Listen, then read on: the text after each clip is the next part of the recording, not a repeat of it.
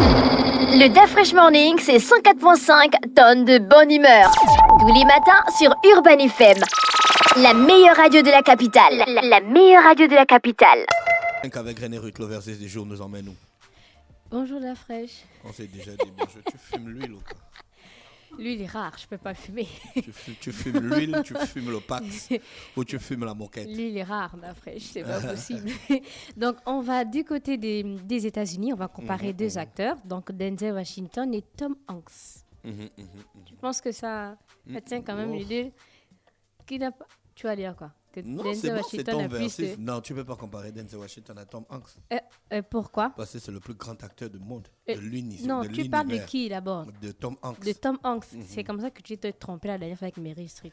Je ne me suis pas trompé. Meryl Streep fume, ça, beaucoup tu as dit là, ouais, ça peut comment? Viola Davis. Non, Meryl Streep la fume toi aussi. Non, sérieuse. non, d'après, c'est pas... Non, regarde, on n'est plus sur Meryl Streep C'est pas... et Viola Davis. Oui, je ne refuse pas, Tu es mais dans quand tes tu émotions, parles... on parle des trucs logiques. C'est-à-dire que si on compare les deux sur le plan du cinéma, les récompenses et tout le reste, Meryl Streep, Viola est restée.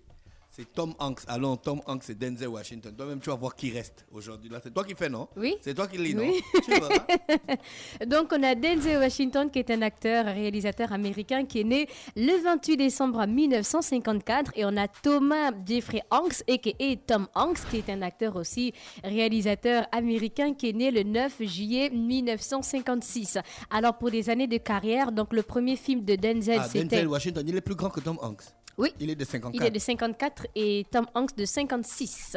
Donc, pour l'année de carrière, Denzel Washington, c'est 48 ans de carrière parce que son premier film, c'était en 1974, Un justicier dans la ville. Et Tom Hanks, il a tout juste 42 ans de carrière. Je ne prends pas parti. Hein. Il a 42 ans de carrière et son premier film, c'est Noces sanglantes en 1980. Donc, c'est avec ce film qu'il a démarré sa carrière. Donc, Denzel Washington, Tom Hanks, qui a plus de films, je pense que c'est Tom Hanks parce qu'il a plus de 135 films. Et Denzel Washington, il a à peu près plus de 70 films par là. Mais bon, on parle aussi des films cultes. C'est toi-même qui parle, hein? C'est pas moi. Je peux avoir plus de films que toi, mais ça ne veut pas dire que j'ai les grands films. On avance. Denzel. Ok, les films cultes de Denzel Washington, on pense à quel film d'abord? Il y a beaucoup de films, hein? Un seul film de Denzel Washington. Non, deux. Le film qui lui a donné son premier Oscar, Training Day. Training Day. Et quel autre film? Fences. Fences avec Viola qui? Davis. Oh, ok. Donc les films cultes de Denzel Washington, on a à l'épreuve du feu. On a Hurricane, hein? On a l'attaque du métro. Ouais, voilà. Mais il n'a pas eu les Oscars. C'est pas grave, la fraîche. Est-ce qu'on parle forcément des films qui ont des Oscars? Non, mais quand tu regardes Training Day, tu sens que Denzel Washington est à un autre niveau du rôle. Il avait pénétré le rôle.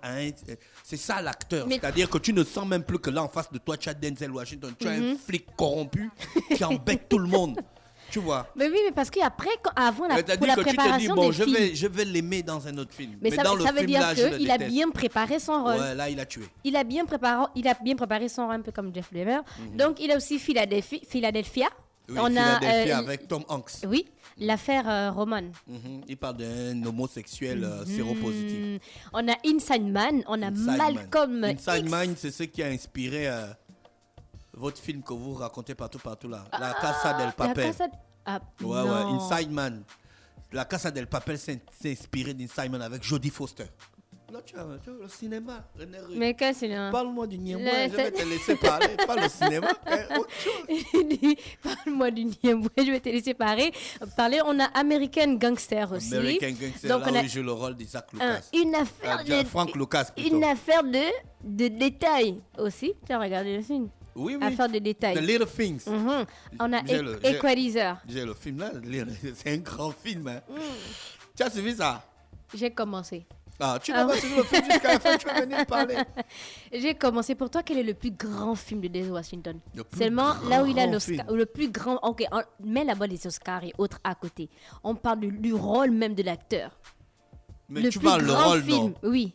Mais c'est Training Day pour moi, parce que là, il a tué le rôle. Et il a tellement tué le rôle qu'il a eu l'Oscar. Tu penses il a mieux joué que dans Fences? Ouais, Fences. C'est vrai que Fences, il a joué, mais bon, Training Day, c'est un autre niveau. Tu détestes vraiment le gars, quoi. Et après, on a les films cultes de Tom Hanks. Non, pardon. Donc, on a le premier film culte de Tom Hanks, c'est la Ligne Verte. Je pense que vous vous rappelez du film. Avec John Café. John Café. Café avec quoi là? Café avec quoi? Un seul F. Hein? Avec un seul F. Avec K. Il disait toujours café avec K. C'est pas café avec un seul F. Ça, c'est que K et un seul F. Non, il disait avec K.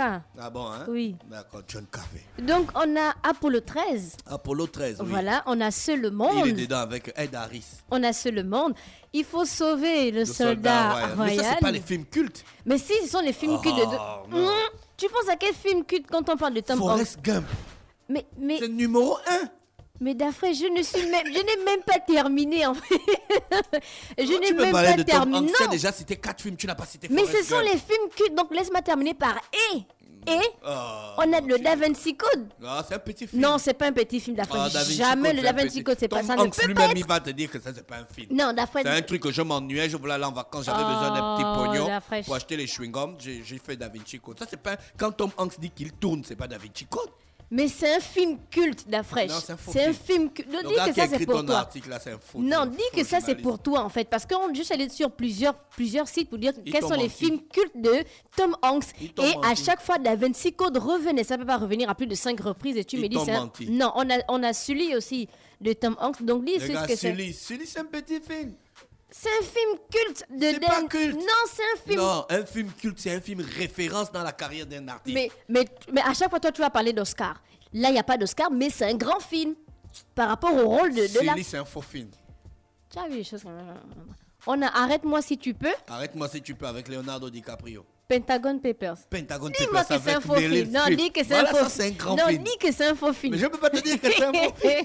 Ah, Seigneur. Comment tu peux- Dis, bon, ok, dis que c'est un faux film. C'est un grand film, arrête tes Regarde. histoires. On a Pentagon Papers avec Meryl, Streep. l'actrice de la fraîche. On a C'est pas un mon actrice. un hein. hologramme. L'hologramme, un hologramme j'ai pour suivi Laura. ça. Là, il va construire un truc dans le désert, au Qatar et tout Et ça. on là. a Forrest Gump. Ouais, regarde-moi ça. C'est à la fin que tu viens citer Forrest Gump. Il dit, regarde-moi ça. Quand on parle de grand rôle, le Dans la meilleur... culture populaire, Forrest Gump, c'est un grand film. Tu dis ça parce qu'il a eu l'Oscar avec. Non, même pas ça. C'est un film culte. C'est ce qu'on dit, un film culte qui retrace la réalité de l'Américain moyen, en fait. C'est un grand truc. Je ne sais pas, tu pars regarder, tu pars chercher les films comme Sully. Sully, c'est un petit film. Mais même si c'est un petit film, c'est un film culte quand on parle de Tom Hanks. Ok, le rôle même de l'acteur entre Forrest Gump et puis Pentagon Papers. Il a mieux joué dans quel film? Non, sérieux, Forrest laisse-le. Gump. Forrest Gump, je te dis.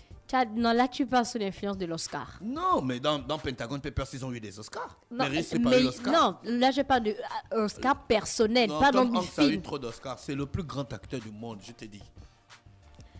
Denzel Washington, donc il a eu 2 Oscars, donc pour Training Day en 2002 et Glory en 1990.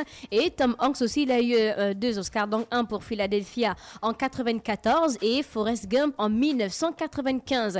Et ils ont eu un film ensemble, donc c'est Philadelphia.